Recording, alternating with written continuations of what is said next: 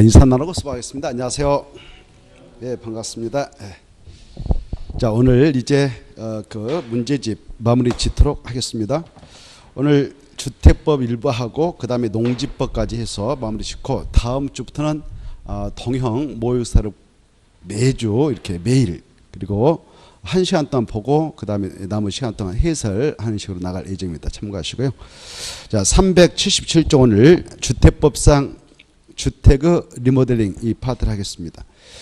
주택법상 리모델링은 한 문제가 꼭 나오는데 1번 한번 봅시다.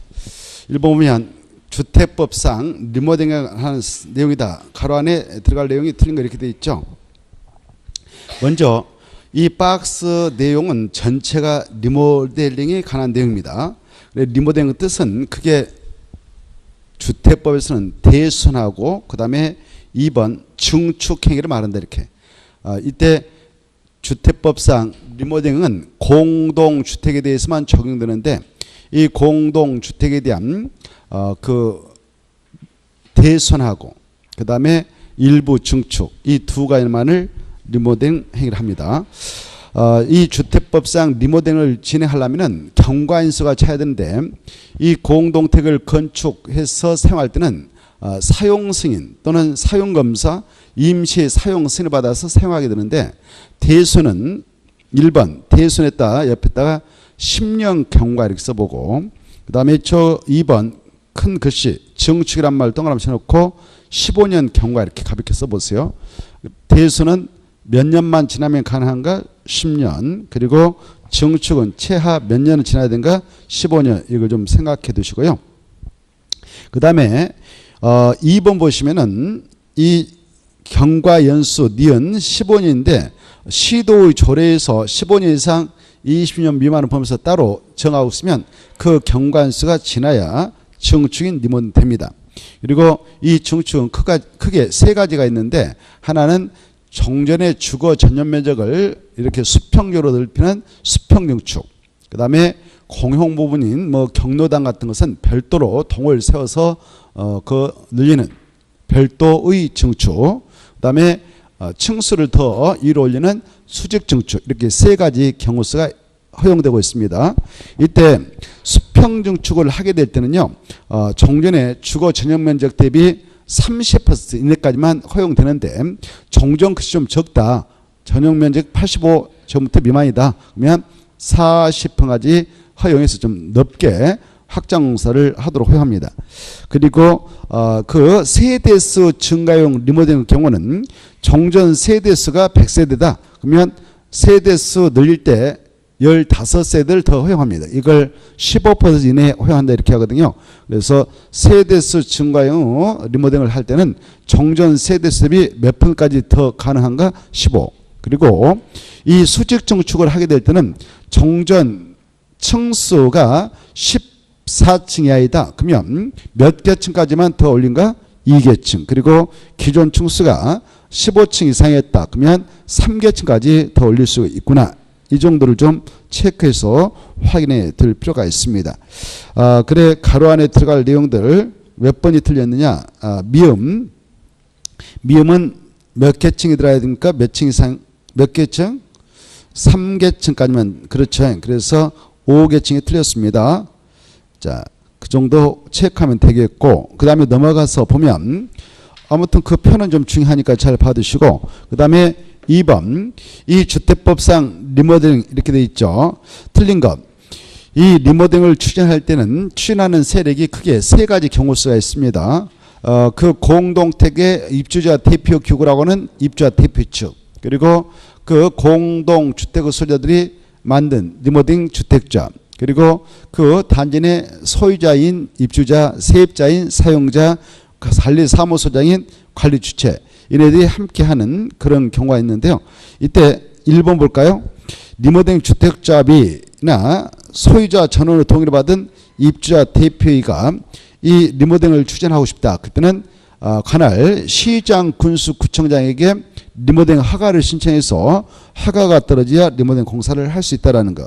1번 질문에서 할 것은 허가 관청은 누구냐? 시장 군수구청장이다. 이걸 받으시고 그 다음에 자 2번 만약 리모델링 허가가 떨어져서 리모델링 공사를 진행해 들어가려고 한다라고 할 때는 공사업자를 선정하는데 이때 선정은 바로 그 시공 능력이 있는 건설업자라든가 주택법상 등록 마친 등록사업자 중에서 경쟁 입찰 방법을 통해서 선정을 하게 됩니다. 그 내용이 2번 나와 있죠.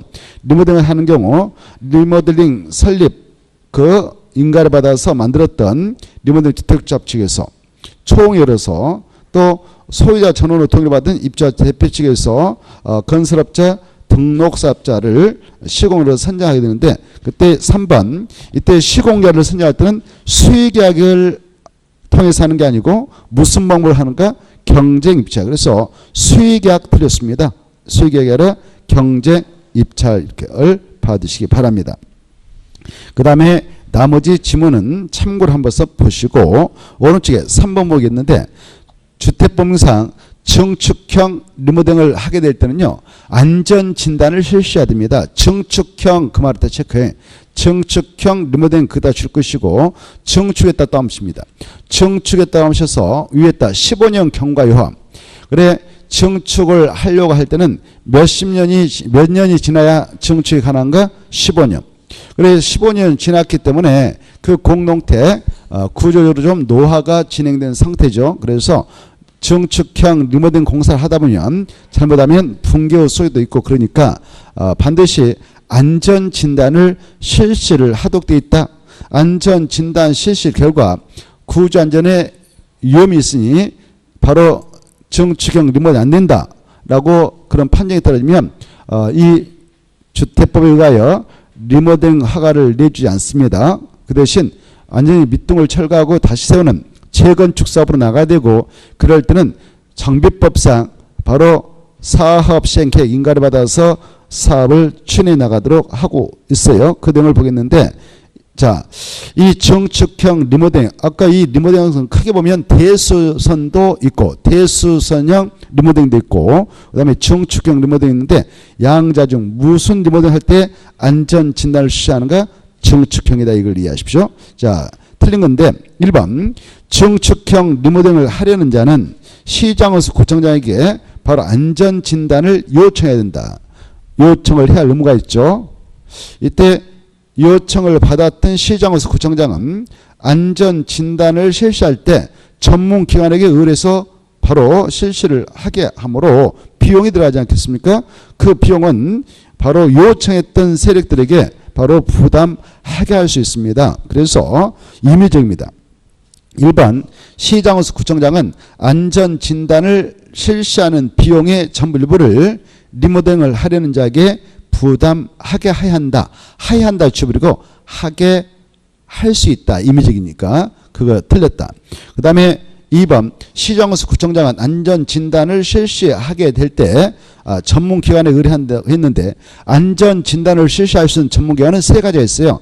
안전진단 전문기관 하나, 한국시설안전공단, 한국건설기술연구원 이런 세 가지 기관이 실시할 수 있는 바로 자격이 주어집니다. 그래서 이 셋 중 하나의 기관에게 돈 주고 의뢰를 한다 이렇게 하시고 이때 의뢰받았던 3번 안전진단을 의뢰받은 그런 기관은 리모델링을 하려는 자가 추천한 구조 설계 담당 건축구조 기술사와 함께 안전진단을 실시하도록 되어 있다.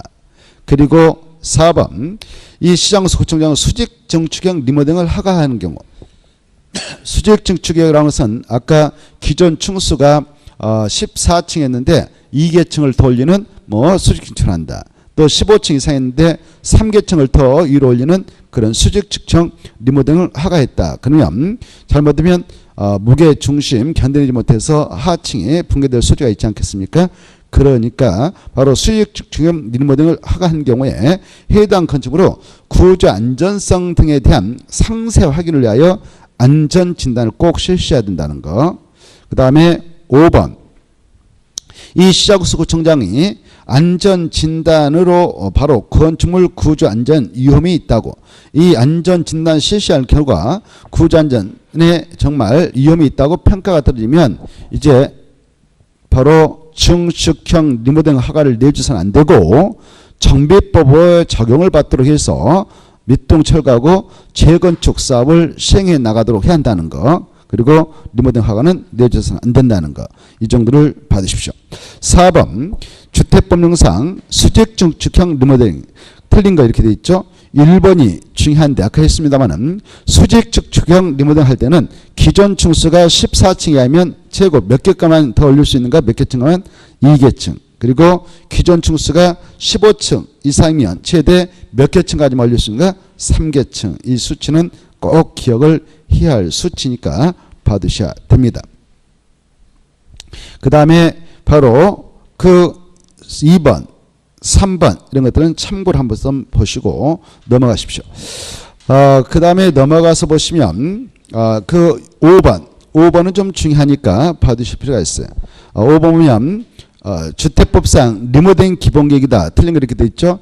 이 리모델링 기본계획은 어떨 때를 대비해서 정책적으로 그에 대한 그 여러 가지 그 대책을 강구하기 위해서 수립을 해 나가도록 하고 있냐면은 수직증축형 그 세대수 증가형 리모델링 할 때 세대수 증가형 리모델링을 하게 되면 그 단지에 정년에 1000세대 있는데 세대수 증가형 리모델링을 하게 되면 15%의 세대수 증가가 가능하니까 150세대를 더 늘릴 수 있습니다. 그리함으로 인하여 바로 그 단지 주변에 기반설인 도로가 좀 좁아가지고 현재의 지진생을 일으킬 수도 있고 그리고 갑자기 이렇게 그 리모델링 공사하다 보면 이사하는 세대수가 많아가지고 주변에 주택이 부족할 수가 있어요. 이사가서 잠시 머물 주택이. 그래서 그러한 주택의 문제 이런 이주수의 문제 이런 것들을 철저하게 정책으로 관리해 나가도록 하기 위해서 관할 서울특별시장 6대 광역시장 대도시장에게 수립을 해 나가도록 하고 있는 것을 리모델링 기본계획을 하고 이 기본계획을 수립할 때는 절차상 바로 주민에게 공람을 시켜서 의견 듣습니다. 그 기간은 14일 이상 보장을 해야 하고 그리고 주민 의견 듣고 나서 지방의회에게 보내면 지방의회는 30일의 의견을 제시해서 나가게 됩니다. 그리고 이 정책계획서인 이 계획서는 몇 년을 내다보고 수립을 하도록 되냐면은 10년을 내다보고 수립한다. 이걸 10년 따로 수립한다. 그러고 그 다음에 몇 년마다 타당성 검토하는가 5년마다 타당성 검토해서 정비를 하도록 돼 있죠. 그리고 이 계획을 수립했던 수립권자가 대도시장이다. 그리고 이 대도시장이 한 50만 미만의 시장도 그 상급 기관인 도의사가 좀 수립을 해야 한다라고 인정하면 수립을 해야 합니다. 수립했던 그 대도시장과 대도시장이 아닌 시장은 도의사님한테 가서 이 정책계획서에 대한 승인을 받도록 규제하고 있다는 걸 생각하면서 들어가 봅시다. 자, 틀린 거 이렇게 되는데 1번은 리모델링 기본계획의 뜻이니까 뜻을 좀 읽어두실 필요가 있어요. 거기에 줄 겁니다. 세대수 증가형 리모델링 그다. 세대수 증가형 리모델링으로 인한 도시 가밀 이주 수요 집중을 체계로 관리하게 하여 수립하는 계획을 리모델링 기본계획을 한다. 이런 기본계획 수립권자는 2번 있죠. 특별시장, 광역시장, 대도시장이 바로 수립을 해야 합니다. 그래 수립한 이유는 자기 관할에 대하여 세대수 증가형 리모델링에 따른 도시 가밀의 우려가 큰 경우 리모델링 대상 공동택 현황 세대수 증가형 리모델링 수요 예측 세대수 증가에 따른 기반세 영향 검토 이런 것들을 포함한 리모델링 기본계획을 몇 년 따로 수립해야 되냐? 10년. 그래서 5년이 틀렸죠. 그 다음에 3번 대도시가 아닌 시장은 세대수 증가의 리모델링에 따른 도시 가밀이나 일시 집중 등이 우려되어 도의사가 그 계획 수립이 필요하다고 인정할 때만 수립을 하고 인정하지 않으면 수립을 하지 않아도 된다. 이거. 그 다음에 바로 이 하나 써보세요. 수립해야 한다 옆에다 3번. 수립해야 한다 옆에다가 수립한 후 도의사에게 승인을 받아야 함 이렇게 써놓으십시오. 수립한 후 도의사에게 승인을 받아야 한다.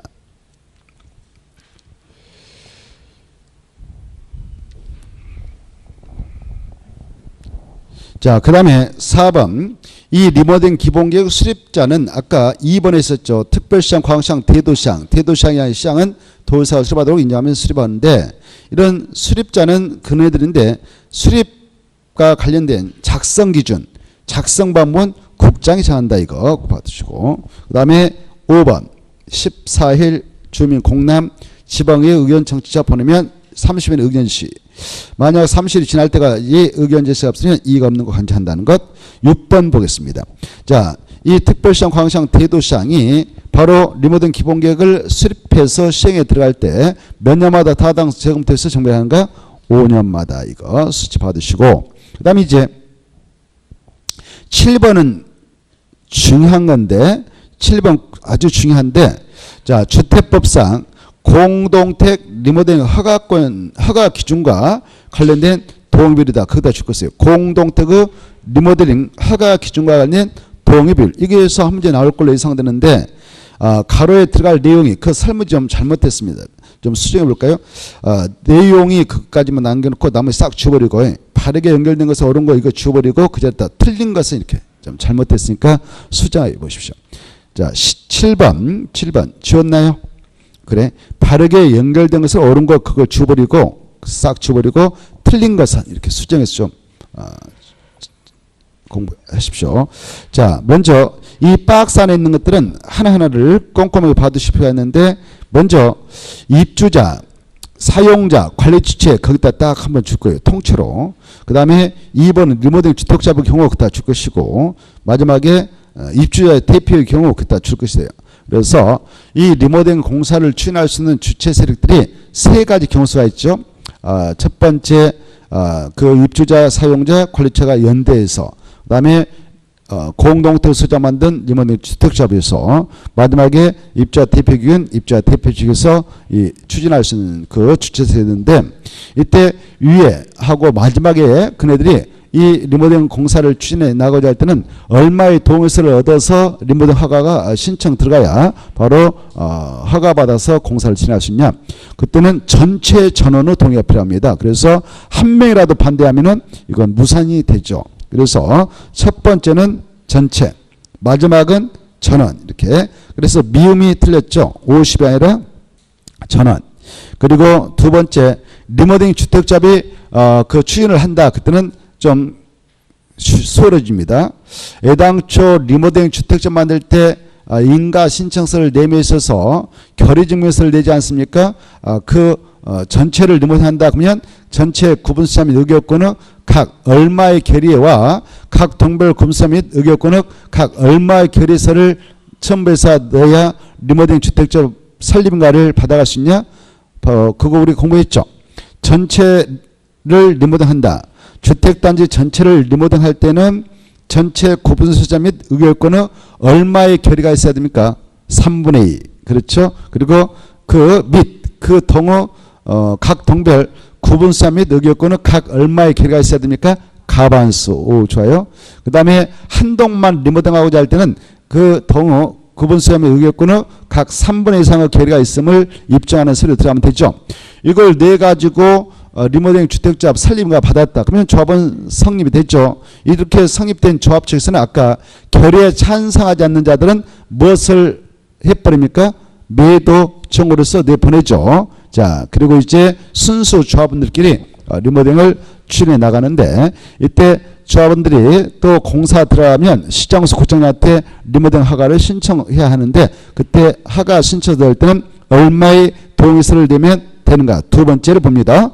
리모델링 주택조합의 경우 바로 리모델링 설계, 개요, 공사비, 조합원의 비용 분담 명세의사항이 적혀있는 결의서에다가 주택단지 전체를 리모델링하는 경우는 주택단지 전체 구분수자 및 의결권은 얼마의 동의와 얼마의 동의냐? 75. 그리고 그 각 동별 구분수자 및 의결권은 50% 이상의 동의를 얻어서 리모델링 허가를 신청하면 허가 내줍니다. 근데 한 동만 리모델링 하겠다 이 조합 측에서, 그때는 그 동의 구분수자 및 의결권은 각 75% 동의서 확보하면 리모델링 허가 받아갈 수 있다. 이 두 번째 동의요건 어마어마하게 중요하니까 꼭 기억을 해 두시기 바라고. 그 다음에 이제 넘어가셔서 8번을 보겠는데, 이 주택법상 공동택 리모델링이다 틀린 거 이렇게 돼 있죠. 1번 아까 했습니다. 이 자들이 리모델링 할 때는 전원체의 동의가 있어야 가능하다. 그 다음에 두 번째, 리모델링에 동의한 소유자는 입주자 대표가 시장수 구청장에게 허가 신청을 제출한 이후에도 서면으로 동의를 철회할 수 있다. 우리 리모델링 합시다라고 아까 동의 내줬던 그 자들. 근데 마음 편해서 동의를 철회하고자 합니다. 동의를 철회하고자 할 때는 언제까지 철회할 수 있냐? 바로 시장수 구청장한테 리모델링 허가 신청을 하기 전에 허가 신청서를 내기 전에 철회하지, 허가 신청서 들어가 버리면 바로 철회하지 못하도록 막고 있습니다. 그래서 2번이 틀렸습니다. 2번을 정리하면은 리모델링에 동의한 소유자는 입주자 대표가 시장수 구청장에게 리모델링 허가 신청서를 제출한 이후에는 는자로 수정하고 서면으로 동의를 철회할 수 없다. 철회하려면 바로 제출하기 전에 철회해야 된다. 자, 그 다음에 밑으로 내려가셔서 이 4번 그리고 아까 했죠. 결의. 주택단지 전체를 리모델링 하고자 할 때에 주택단지 전체의 구부수자 및 의결권은 얼마의 결의가 있었냐? 각 3분의 2상의 결의 및 각 동의 구부수자 및 의결권은 각 과반수의 결의를 얻어야 된다. 맞습니다. 결의했다 체크요.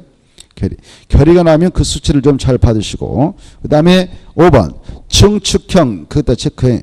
증축형 리모델링을 할 때에는 바로 15년이 지난 공동택이니까 바로 안전진단 요청해서 안전진단 실시하고 정말 안전에 이상 없으니까 그때는 리모델링을 진행해도 된다. 그런 결론 날 때만 리모델링을 추진해 나가도록 기재받습니다. 맞습니다.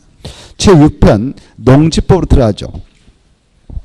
자, 1번 이 농지법은 두 문제 나오죠. 두 문제 나오는데 내용은 좀 잘 정리하면 두 문제도 가볍게 건질 수 있도록 출제가 되고 있습니다. 그래서 좀 가볍게 보지 마시고 좀 요약집하고 문제집만이라도 좀 집중적으로 정리를 해 두시면 좋겠습니다. 그러면 맞힐 수 있습니다. 자, 그래 이 1번부터 보겠는데 농지법상 용어 틀린 거 이렇게 돼 있죠. 1번 끝으로 보면 농지, 2번 끝으로 보면 농업인, 3번도 농업인, 4번도 끝으로 보면 농지, 5번은 위탁경. 이렇게 지금 농지의 뜻과 농업인의 뜻을 정확히 알고 있는가, 이걸 작년 재경을 출제했는데요. 이게 계속 출제가 되어 오고 있습니다. 옆에 보면 3번은 농업인의 쥐를 알고 있는가, 이렇게 작년에 또 나왔고, 또 올해도 가볍게 또 나올 수가 있어요. 그래서 농업인 뜻, 농지 뜻, 위탁 경영에 그 허용되는 사유들, 이런 것들을 좀 잘 체크할 필요가 있어요. 2번도 농지의 그 범위를 알고 있는가를 물어보는 문제죠. 우리 요약집을 한번 체크를 해봅시다. 그 요약집 몇 편이냐면은 거기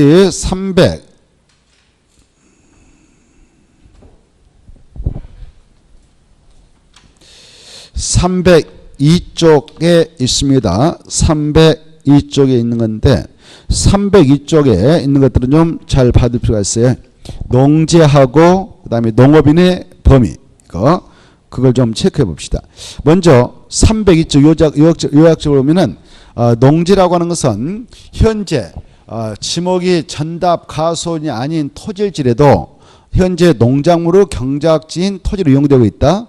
다년생식물의 재배지로 이용되고 있는 토지이면 일단 농지가 될 수가 있습니다. 그래서 지목은 묻지 않습니다. 지목이 총 28가지가 있습니다만은 지목을 묻지 않고 현재 이용 실태 중심으로 그 정의가 규정되어 있죠. 그래 지목이 전이다, 답이다, 가순이다, 이것은 세 가지는 바로 현재 농작물을 실제로 경작하고 있다, 다년생식물을 현재 재배하고 있다, 그러면 무조건 농지라 하는 것입니다. 근데 이제 세 가지가 아닌 이렇게 전답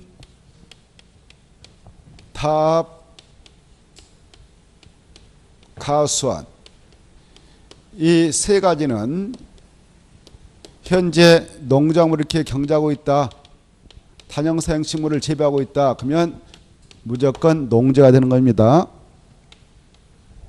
근데 이 세 가지가 아닌 이제 25개 지목이 있지 않겠습니까? 그 25개 지목 중 바로 이 임야 빼고 25개 중 이제 그러면 24개 남았죠. 그 24개 여기에 있는 토지에다가 바로 단형생 식물을 또 농작물을 경작하고 있다. 농작물을 경작 단형생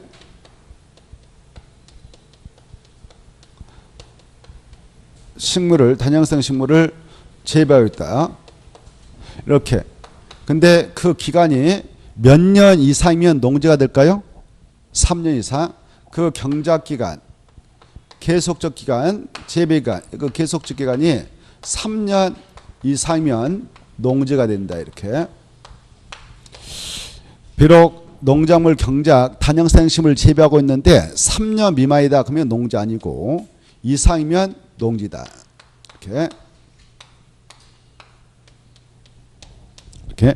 근데 이 지목이 임야인 토지의 경우는 설령 단형생 식물을 3년 이상 재배하고 있어도 바로 아직 산지관리법상 산지 전용 허가를 거치 않고 바로 여기다 재배했다면 재배기간이 수년이 되더라도 10년 100년이 돼도 산이지 농지는 아니라는 거예요. 산지 전용 허가를 거치 않고 바로 단형생 식물을 재배하고 있는 토지일 때는 농지가 아니라는 걸 알아두시기 바랍니다. 그 내용이 밑에 302쪽에 나와 있죠. 자, 밑에 농지에 해당하지 않는 거 2번을 좀 잘 봐두실 필요가 있어요.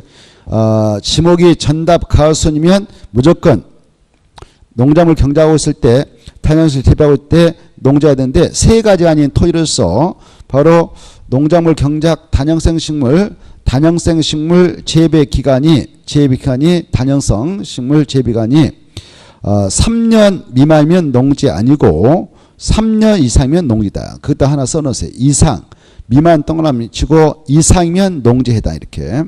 그 다음에 2번 지목이 임야인 토지로서 산지관리법에 따른 산지용 허가를 거치지 아니하고 농작물을 경작하고 있다. 단형생 식물을 재배하고 있는 토지일 때에는 바로 농지가 아니다. 절대. 초지법에 의하여 조성된 토지도 절대 농지가 아니다. 이렇게 좀 봐주실 필요가 있습니다. 자, 그리고 이 위에 있는 거 농지에 해당을 보면은 농지가 되는 것들 보면은 쭉 설령 그 약초 뭐 또 인삼 목초 정묘 조림용 묘목 그 다음에 가수 뽕나무 유실수 이런 것들이 다 단형생 식물인데 이런 것들을 재배하고 있다면 일단 3년 이상일 때 농지라 했습니다. 그리고 그런데 특히 그 적용용 간상용 수목과 그 묘목 중 이런 것들을 적용 목조로 식재하고 있는 땅이 있다 그러면 이건 농지가 아니라는 걸 하나 체크하시고 위에 있는 박스에서. 그리고 2번 수로 농로 채방도 농지라는 거. 그 다음에 고정실온실 버섯재배사 이런 것들이 바로 설치되어 있고 거기에 농작물을 경작하고 있다. 단열성을 재배하고 있으면 농지가 됩니다. 그리고 농막이 들어서 있는 부지도 농지가 된다는 거. 간이 태비장, 간이 조장고, 간이 저장조가 들어서 있는 부지도 농지가 된다는 거. 특히 그 축사가 들어서 있는 땅, 그리고 건축 사육사가 들어서 있는 땅 이런 것도 농지에 포함된다. 농지에 포함되니까 여러분이 농지에다가 축사를 축제하려고 한다 그때는 농지로 이용하는 경우가 되므로 농지 전용이 수반되지 않는 것입니다. 그래서 농지 전용 허가 신고를 하지 않고 축사를 설치할 수 있다는 거. 그다음 밑에 농업인가 농업법이 나오는데 이 농지법상 농지라고 하는 것은 농업인의 지, 농업법인의 지를 가지고 있다면 면적의 값이 그리고 그 장소가 농업진흥지이든 농업진흥지 밖이 됐던 면적없이 몽땅 농지 취득 소유해서 농업을 경영할 수 있는데요. 어떠한 요건을 갖춰야 농업인의 지가 인정되는가? 농업에 종사하고 있는 개인으로서 1000종부터 이상, 1000종부터 이상의 농지에다가 농작물을 경작하고 있는 자, 다량생 식물을 재배하고 있는 자, 이런 자들을 농업인으로 인정하죠. 그런데 이 비닐하우스, 버섯집에서 이런 것들을 농지에다 설치해서 바로 지금 농업을 하고 있는데 그 면적이 얼마 이상이면 그때 농업이 되는가? 330.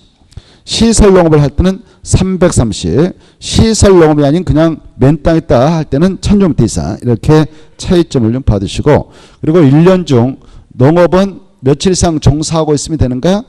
90일. 축산업은 120일. 그 다음에 가축이라고 하는 것을 사육하고 있어도 농업인의 주가 인정되는데 대가축은 몇 두면 된가? 2두. 중가축은 10두. 소가축은 100두. 그 다음에 가금인, 타고리 이런 것들은 바로 1천수. 꿀벌은 10군을 사용하면 되죠. 이때 이런 요건하고 바로 위에 있는 요건 중 어느 하나 요건만 충족하면 농업인의 지위를 인정하고 있습니다. 그리고 농업 경영을 통한 농산물 연간 판매액이 120만 원 이상자, 이러면 농업이 되죠. 그래 갑이라는 사람인데 1년 중 30일만 농업에 종사하고 그리고 바로 중가축 100두를 사용하고 있다면 농업인일까요? 아닐까요? 농업인이죠. 그렇죠? 그래 100두 사용하고 있으면. 그 다음에 자, 또 의뢰한 사람이 있는데 꿀벌 100군을 사육하면서 바로 축산업에 1년 중 바로 50일만 종사했다면 이 사람도 농업이 되는 것입니다. 이렇게 그 요건을 좀 이해하시고, 어느 쪽에 농업법이라고 하는 것은 농업회사법인가 영농조합법을 묶어서 농업법인, 농업법인 이렇게 표현하는데 이 농업법인의 지위를 가지고 있다면 이 자들도 농지 취득 소유할 때 면적에 제한받지 않고 바로 농지 취득해서 농업 경영할 수 있습니다. 이때 농업회사법인을 만들어서 그 법인명으로 농지를 몽땅 취득 소유 농업 경영을 하면 농업인의 지위를 가지고 계신 분을 업무 집행권을 갖는 자 중 얼마 이상 그 모셔다가 법인을 만들어야 되냐? 3분의 1. 이 수치를 가지고 한번 출제한 바 있으니까 받으시 바랍니다. 그 내용을 바탕으로 해서 한번 1번, 2번, 3번 풀어보도록 하죠. 1번, 자, 농지법령상 용어에 관한 설명인데 틀린 거 1. 실제로 농작물 경작지로 이용되는 토지이더라도 법적 지목이 가수원인 경우에는 농지에 해당하지 않는다? 틀렸죠. 자, 실제로 농작물 경작지로 지금 이용되고 있습니다. 지목은 가수원입니다. 그러면 무조건 농지를 한다고 그랬죠. 그래서 1번은 틀렸습니다. 농지에 해당한다 그래야 되고, 2번 소가축을 80도 사용했다. 그러면서 1년 중 150일을 축산업에 종사하는 개인이 있다. 이 사람은 농업인자 맞죠? 축산업은 며칠만 종사하면 됩니까? 120일. 그리고 소가축은 원래 100도를 사용해야 하는데 100도가 아니라도 바로 축산업에 120일 이상을 종사했기 때문에 농업이 된다. 이렇게. 3번 농지에다 아까 농작물 경작할 때 얼마의 면적으로 하면 농업이 되냐? 1000제곱미터 이상이죠. 그래서 3천은 당연히 농업인의 지위의 그 요건을 충족하고 있습니다. 근데 1년 중 농업에 종사하는 게 한 80밖에 안 되네요. 그러더라도 면적이 충족됐으니까 농업이 되죠.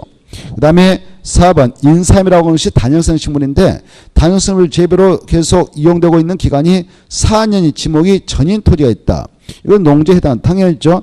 지목이 전이면 그 단연성식물 재배 기간이 3년이 못 되더라도 바로 농지에 해당합니다. 현재 농작물을 경작하고 있고 단연성을 재배하고 있으면 농지가 되니까요. 그 다음에 5번 농지 소유자가 타인에게 일정한 보수를 지급하기로 약정하고 보수 체크하고 농작물 일부만을 위탁하여 행하는 농업경영도 위탁경영에 해당한다. 맞습니다. 위탁경영에 해당한다. 맞죠? 이 위탁경영 원칙적으로 허용될까요? 금지될까요? 금지됐죠? 금지돼. 알죠? 근데 법정된 사유가 있으면 바로 위탁경이 허용되는데 위탁경이 허용되는 사유는 우리 법에 몇 가지 규정해 놓고 있습니다. 그 내용이 저 뒤에 있는데 그거 한번 보죠. 거기다 위탁경에다 줄 것이고 310페이지 이렇게 써놓으세요. 310페이지. 310페이지 보면 바로 그 내용 하단부 농지 위탁경 해서 농지 위탁경이란 농지 소유자가 타인에게 일정한 보수를 지급하기로 약정하고 농작업의 일부 전부를 위탁하여 행하는 농업경영을 말하는데 바로 위탁경영이 원칙 금지되는 바 외주로 허용되는 경우도 있다. 허용되는 사유가 뭐냐? 농지 소유자에게 바로 박스 안에 인번 병해법에 따라 징집 소집당했다. 그 친구가 군대 갔다. 그 다음에 2번 농지 소유자가 지금 3개월 이상 국외해 여행 중이다. 해외로 갔다 이거죠. 국내 여행은 안 돼요. 그 다음에 농업법인이 청산 중에 있다. 소송이 아니라 청산 중에 있다. 그리고 농지 소유자가 지금 질병 치료차 취약 때문에 선거로 당선돼서 공제에 취임해서 지금 스스로 농사를 지을 수 없는 자경할 수 없는 상태에 빠졌다. 그러더라도 위탁경이 법적으로 허용되죠. 부상당했다. 농사를 짓다가 다쳐가지고 3월 이상 치료를 한다. 보니까 개월수가 나면 3개월 이상 돼야 되죠. 2번도 3개월 그리고 5번도 3개월. 그리고 이 농지 소유자가 죄를 져가지고 교도소, 구치소, 보호 감호 시설에 지금 갇혀 있다. 수용 중이다. 그리고 8번 농업인이 자기 노동력이 부족하여 농장의 일부를 위탁하려고 한다. 이럴 때는 위탁경이 가능합니다. 이런 경우 아니면 금지가 되고 있죠. 자, 2번 들어가겠는데 농지법의 적용 대상이 농지에서 제되는 거 이렇게 돼 있죠. 농지가 아닌가 이렇게 물어보고 있습니다. 1번 공간 정보의 구축에 관련한 법률에 따른 지목이 전답 가손이 아닌 토지. 그럼 이제 28가지 남았죠. 그 28가지 토지로서 농작물 경작 당신을 재배지로 계속하여 이용되는 기간이 3년 미만인 지목인 잡종지 토지에 있다. 이건 농지가 아니죠. 얼마 이상이면 농지가 되냐? 3년 이상. 미만이면 농지 아닙니다. 그 다음에 2번 지목이 전으로 현재 실제로 농작물 경작에 이용되고 있다. 이건 무조건 농지가 되죠. 전답 가소는 농지가 된다고 그랬습니다. 현재 농작물 경작적으로 이용되고 있으면. 3번 지목이 전답 가소한 토지로서 농작물로 경작에 이용된 기간이 3년 이상의 지목이 잡종지가 있다. 이건 농지죠. 3년 이상 됐으니까. 4번 생육기간이 2년 이상의 식용식물 재배로 이게 바로 단형성 식물입니다. 생육기간 2년 이상의 식용식물 이것은 단형성 식물이죠. 단형성 식물 재배로 실제 바로 지금 이용되고 있는 지목이 가소인 토지이다. 그러면 이건 농지가 되죠. 기간과 무관하게. 그 다음에 5번 농작물 경작시로 현재 실제로 이용되고 있는 지목이 전인 토지에 설치되어 있는 시설로 축사와 그 부속시설 부지로 이용되고 있다. 이것도 농지에 포함됩니다. 3번 농지법상 농업인에 해당한 자 1번 꿀벌 식군을 사용한다. 농업인이죠. 가금은 몇 천수 사용해야 농업이 된가? 1천수. 이거자는 농업이 아니죠. 3번 축산업을 1년 후 며칠 이상 종사해야 된가? 120일. 그래서 이자도 아니고 4번 농산물 연간 농업 경영을 통한 농업 경영을 통한 그 말이 나와야 돼요. 앞에다 한번 써봐요.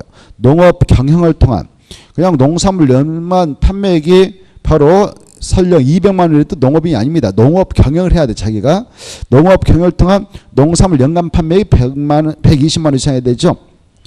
자기가 농업 경영을 해야 됩니다. 자, 그래서 아니고 이자도 5번 농지에 지금 비닐하우스를 설치했는데 겨우 300밖에 안 됐다. 이 의자는 농업이 될 수 없죠. 얼마 이상 되는가? 330제곱미터 이상. 넘어가시고 4번 더 아까 위탁경영 문제를 보았는데 자, 농지법상 농지 소유자가 소유 농지를 위탁 경영할 수 있는 경우 이것은 기출문제인데 1번 국내 여행은 절대 안 되죠. 그 기간과 무관하게 국내 여행 중이면 우리나라는 일일 생활권에 지금 그 일일 생활권에 들어가 있죠. 반나절 생활권. 그래서 뭐 전국에 어느 지역에 농지가 있던 본인이 농사질 생각만 있다면 하루에 가서 농사 일을 보고 올 수가 있습니다. 그래서 국내 여행질 때는 절대 위탁경이 안 된다. 국외 여행을 그것도 몇 개월 이상 갔다만 가는가? 3개월 이상. 그 다음에 농업법인이 소송 중이 아니라 청산 중에 있을 때만 되고 소송 될 때는 안 된다. 3번 바로 치료를 한다. 부상돼가지고 농사 일을 농작업을 하죠. 농작업 일을 하다가 즉 농사 일을 하다가 다쳐가지고 몇 개월 이상 치료를 하면 가능한가? 3개월 이상. 이거 안 되죠. 구치소에 수용 중이면 되죠. 그리고 국외 여행률에도 3개월 이상은 돼야 되니까 이거는 안 됩니다. 자, 오른쪽 넘어오셔서 5번 농지법상 농지 소유 상한 이게 나와 있죠. 우리 농지법의 내용으로서 농지 소유 상한 그것다 줄 것이 3명에만 적용. 그 말 하면 3명이 떠올라야 돼. 3명. 3명에게만 적용되거든요. 그자가 아니면 바로 이 상한제는 절대 적용되지 않습니다. 그걸 알아야 되죠. 우리 농지법 몇 페이지냐? 요약집에는 304쪽이 있죠. 3명을 딱 새겨 두셔야 돼요. 304페이지 있는데 농지 소유 상한. 농지법상 농지를 소유할 수 있는 자들 다 면적에 관계없이 몽땅 소유할 수 있습니다. 법적으로. 그런데 3명만 소유는 한데 면적에 잡았다. 이걸 농지 소유 상한이라고 하죠. 3명이 누구냐? 바로 상속야의 농지를 취득한 자 중 농업경영을 하지 않는 자 하나, 8년 이상 농업경영 후 이농한 자 둘, 주말 참 영농을 하려는 자 3명. 이 3명을 딱 기억을 하고 계셔야 되고, 이 자들 바로 원칙 각각 얼마씩 소유할 수 있는가? 2명은 1만까지만, 1명은 1,000헥타르 미만. 이것을 짝짓해서 알아주셔야 돼요. 그래 시골에서 농사짓다가 그것도 몇 년 이상 시골에서 농사짓다가 도시로 이동하면 시골의 농지를 도시와서도 법적으로 소유하도록 인정해 주냐? 8년. 근데 겨우 5년밖에 농사 안 짓다가 올라오면 소유 못합니다. 최소한도 농업경영기간이 5년이 아니라 8년 이상은 돼야 바로 소유할 수 있습니다. 도시 와서도. 그때 이 농자는 시골에 가지고 있었던 농지가 10만이고 100만이 돼도 원칙적으로 얼마만 소유를 인정받느냐? 1만. 그리고 초과분은 어떻게 하느냐? 한국농어총사에게 위탁해서 임대 사용대를 맡겼다면 그 초과분도 임대 사용대 기간 중에는 소유가 가능해요. 그리고 다시 귀농할 수도 있잖아요. 얘들 교육 끝나면은 시골로. 그래서 바로 임대 사용대를 했다면 초과분도 다 소유할 수 있는데요. 그러나 만약 그걸 한국농어총사에게 위탁하지 않았다라고 한다면 어떻게 해야 되냐? 바로 처분을 해야 됩니다. 법적으로. 깨끗하게 다 처분해야 되죠. 몇 년에 싹 처분해야 될까요? 그래요? 공부하고 계시구만요. 답이 나온 거 보니까. 1년에 처분해야 되죠. 만약 1년에 처분하자면 관할시장서 구청장이 6개월 내에 농지 처분하세요라고 농지 처분 명령서를 보냅니다. 그 농지 처분 명령을 받았던 자가 6개월 내에 처분을 하지 않았다 합시다. 하지 않으면 어떻게 하느냐? 바로 농지 처분 명령이 강제 이행되도록 하기 위해서 이행 강제금을 부과합니다. 이행 강제금을 얼마까지 부과할 수 있냐? 그 농지가에게 얼마를 부과할 수 있냐면은 20% 알겠죠? 몇 퍼센트요? 작년에 그게 한 문제 나왔죠? 20%. 그리고 만약 그 이행 강제금을 부과한다면 부과 횟수가 매년 몇 회씩 반복 부과할 수 있을까요? 1회. 이렇게 이따 나옵니다만은 일단 들어주세요. 그리고 만약 이행 강제금을 부과받기 싫으면 6개월 내에 처분하면 되는 것이고, 만약 6개월 내에 사적으로 거래가 안 되어서 팔 수가 없었다면 바로 그런 점을 하면서 우리 법에서는 야 그러면 여기다 사달라고 매수 청구해봐라 라고 하고 있죠. 어디다 매수 청구를 할 수 있을까요? 그래요. 한국 공부 엄청 열심히 하시네. 한국농어청사는 그때 매수 청구를 받았을 때 법적으로 꼭 사야 할 의무는 없습니다. 그러나 바로 만약 사게 된다면 바로 그 가격은 개별 공시가를 기준으로 해서 매수가 가능하죠.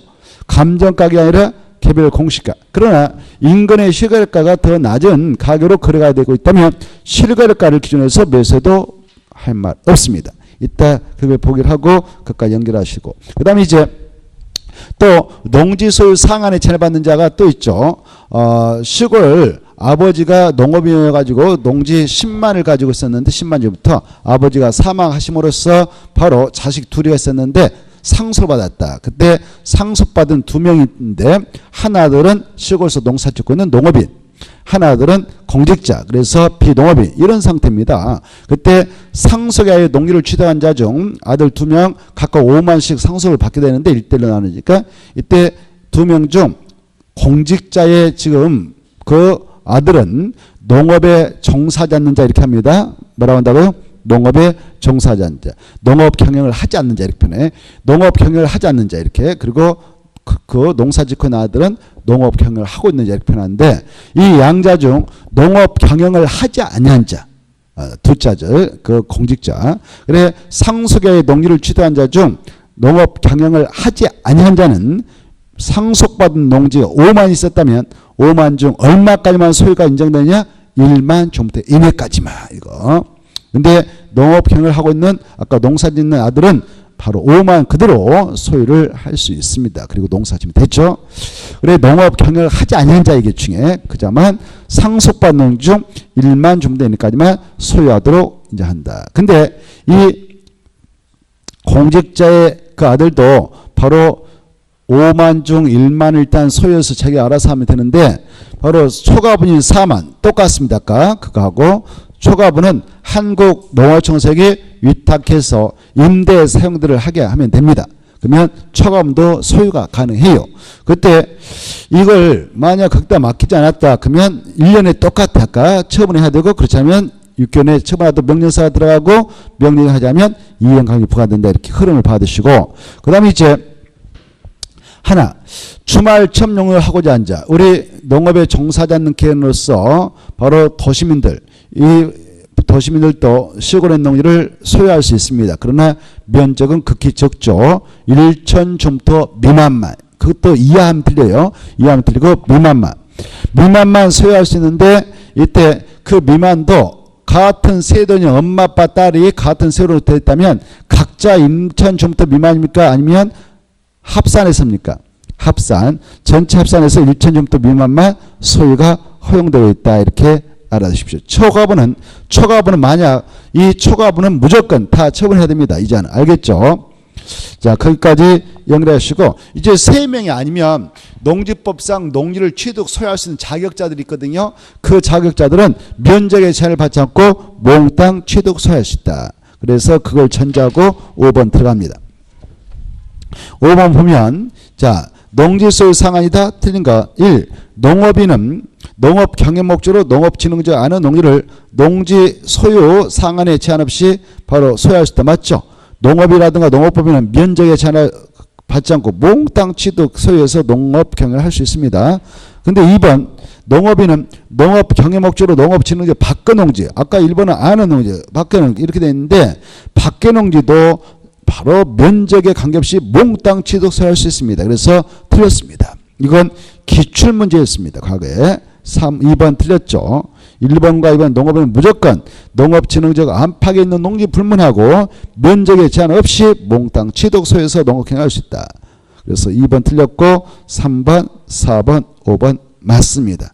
6번 아까 했으니까 통과하고 그 다음에 잠시 쉬었다가 388페이지 1번까지 하고 쉬었다 하죠. 1번까지만 농지법상 농지를 소유할 수 없는 자는 아까 설명했으니까 농지법상 농지를 소유할 수 없는 자 이렇게 되어 있는데 주말점 농업을 하고자 농지 소유한 자는 가능해요. 국가 지자체도 가능합니다. 상소하에 농지를 취득해 소유하게 된 자도 가능하죠. 아까 그 다음에 5번이 문제예요. 5번 몇 년 이상 시골에서 농사 짓다가 도시로 이동해야 시골에 있는 농지 계속 소유할 수 있는가? 8년. 그래서 5번, 4번은 틀렸습니다. 소유할 수 없습니다. 그 다음에 5번 맞습니다. 잠시 쉬었다가 2번부터 보도록 하겠습니다.